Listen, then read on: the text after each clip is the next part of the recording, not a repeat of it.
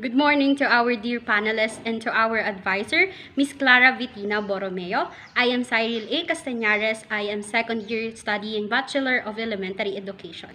And I am Sheila May Galvez, a second year as well, studying Bachelor of Early Childhood Education. Today, we are here to present our research titled Utilizing Audio Materials on Learning Performance of Primary Students. One of the most difficult challenges elementary teachers face in their daily classes is finding creative ways to keep their students interested in learning, which is often perceived as boring and tedious. Audio as music and songs, which have universal appeal and are ubiquitous in most people's daily lives, meet all of the criteria for becoming effective teaching materials in these regards.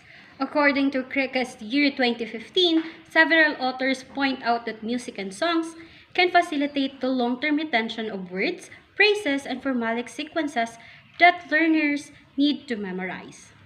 This research will fill the gap of previous studies by conducting experimental demo teaching for primary level students and assess their learning performance.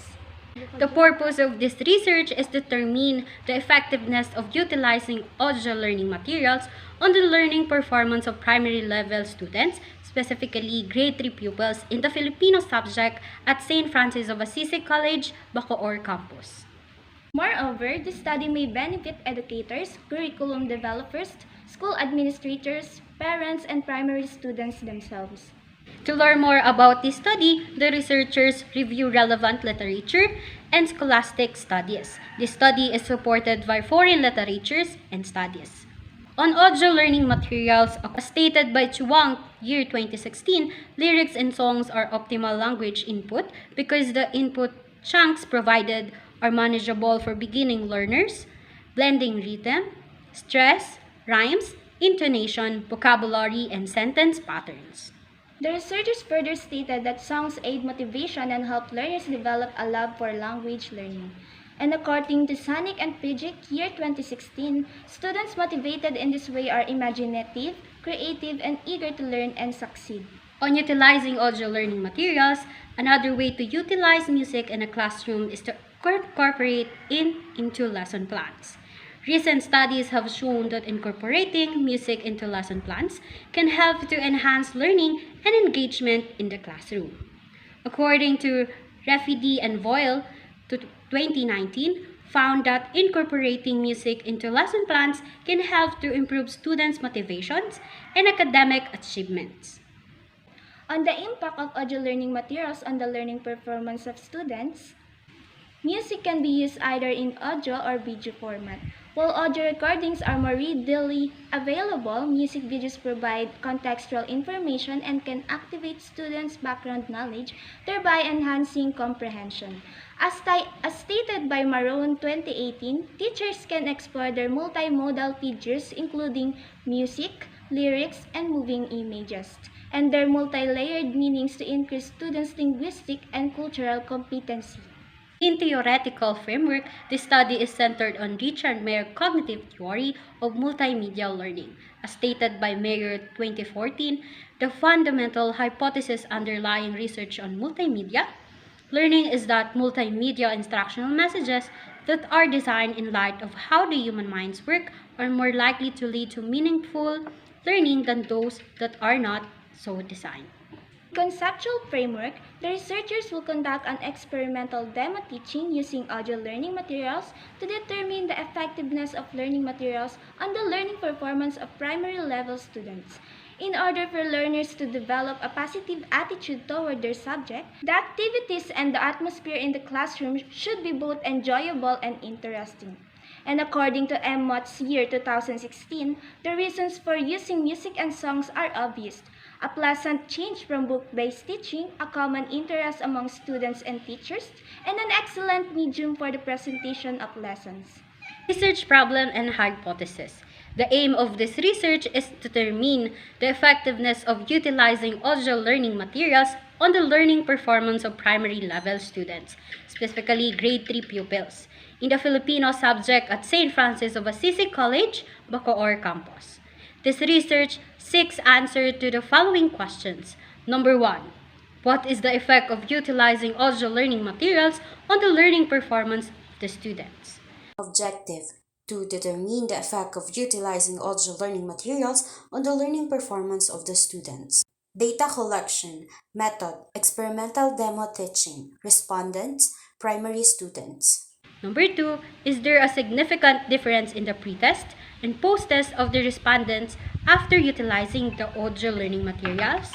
Objective, to identify the differences in pretest and post-test that the researchers have gathered from the respondents.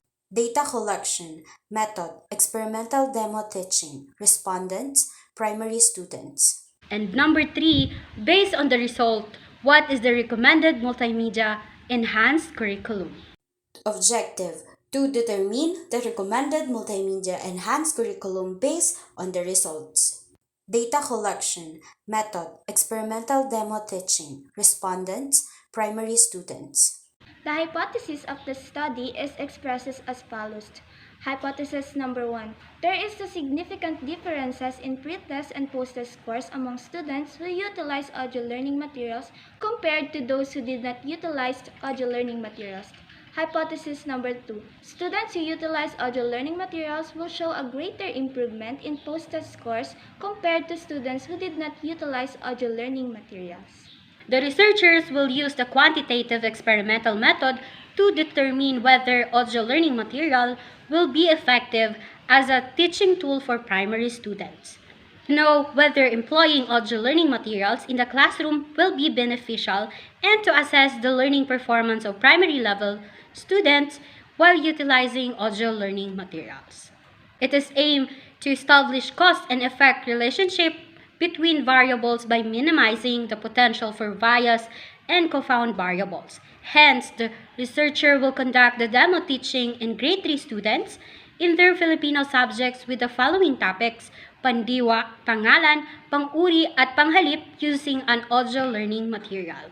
Sampling and participants. The sampling for this study will involve selecting all primary level students from St. Francis of Assisi College, BACOOR campus who are in grade 3. Informed consent will be obtained from the parents or legal guardians of the students' participation in the study. The students will be randomly assigned to either the experimental or control group, with the same class exposed to both scenarios.